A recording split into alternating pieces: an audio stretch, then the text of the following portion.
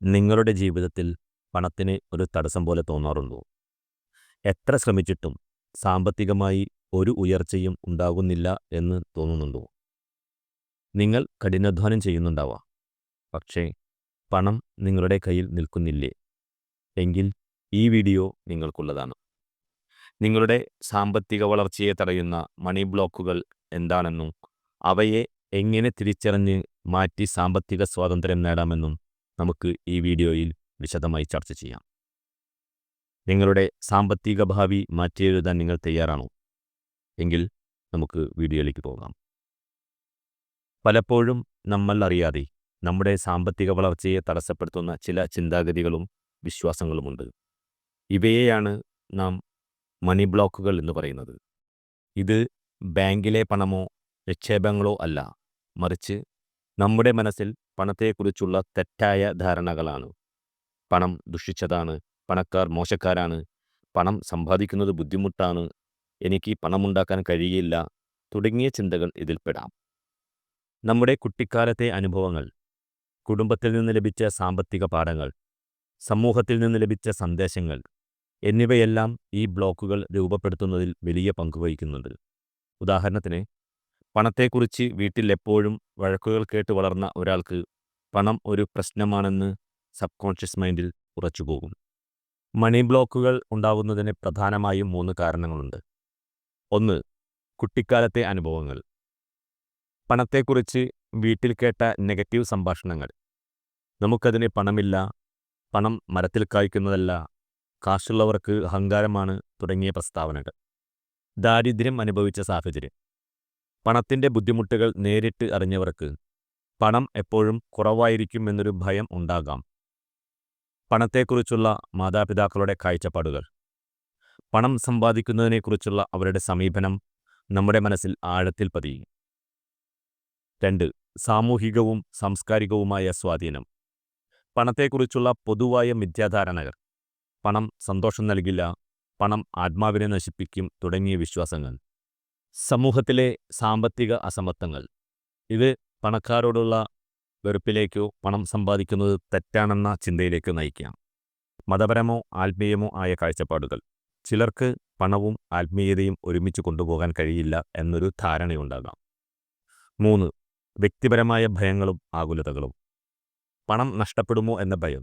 ഇത് നിക്ഷേപങ്ങൾ നടത്താനോ പുതിയ സംരംഭങ്ങൾ തുടങ്ങാനോ ഉള്ള ധൈര്യമില്ലാതാക്കും. സാമ്പത്തിക പരാജയത്തെക്കുറിച്ചുള്ള ഭയം. തെറ്റുകൾ വരുത്തുമോ എന്ന പേടി കാരണം സാമ്പത്തിക തീരുമാനങ്ങൾ എടുക്കാൻ മടിക്കും. പണം കൈകാര്യം ചെയ്യാനുള്ള കഴിവില്ലായ്മ. പണത്തെക്കുറിച്ച് പഠിക്കാൻ മടി കാണിക്കുന്നതും സാമ്പത്തിക അറിവില്ലായ്മയും ബ്ലോക്കുകളായി മാറാം. സ്വയം അർഹതയില്ലായ്മ. താൻ പണക്കാരനാകാൻ അർഹനല്ല എന്ന ചിന്ത. നിങ്ങൾക്ക് മണി ബ്ലോക്കുകൾ ഉണ്ടോ എന്ന് എങ്ങനെ മനസ്സിലാക്കാം? ചില സൂചനകൾ ശ്രദ്ധിക്കുക. പണത്തെക്കുറിച്ച് സംസാരിക്കാൻ മടി. പണത്തെക്കുറിച്ചുള്ള സംഭാഷണങ്ങൾ ഒഴിവാക്കുക. സാമ്പത്തിക തീരുമാനങ്ങൾ എടുക്കാൻ ഭയം. നിക്ഷേപിക്കാനോ വലിയ വാങ്ങലുകൾ നടത്താനോ മടിക്കുക. അമിതമായ ചിലവഴിക്കൽ അല്ലെങ്കിൽ അമിതമായ പിശുക്ക്. പണത്തെക്കുറിച്ചുള്ള ഭയം കാരണം അമിതമായി ചിലവഴിക്കുകയോ അല്ലെങ്കിൽ തീരെ ചിലവഴിക്കാതിരിക്കുകയോ ചെയ്യുക. പണം വന്നാൽ പെട്ടെന്ന് ചിലവഴിച്ച് തീരുക. പണം കയ്യിൽ നിൽക്കാത്ത അവസ്ഥ. പണക്കാരോട് നെഗറ്റീവ് മനോഭാവം.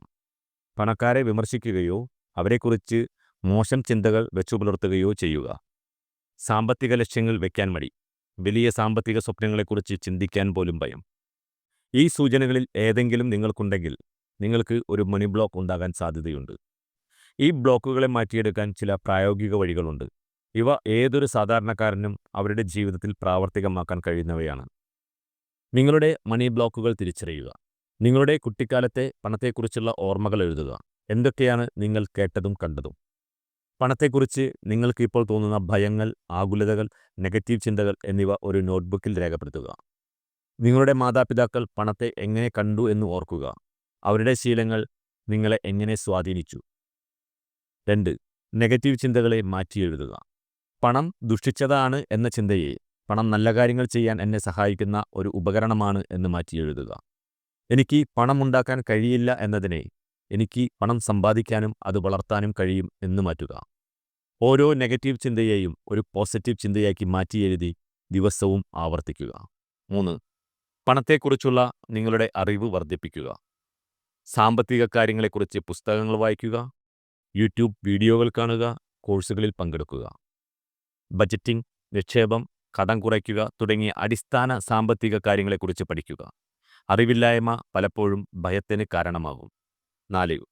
പണവുമായി ആരോഗ്യകരമായ ബന്ധം സ്ഥാപിക്കുക. പണത്തെ ഒരു ശത്രുവായി കാണാതെ ഒരു സുഹൃത്തായി കാണുക. നിങ്ങളുടെ സാമ്പത്തിക ലക്ഷ്യങ്ങൾ വ്യക്തമായി നിർവചിക്കുക.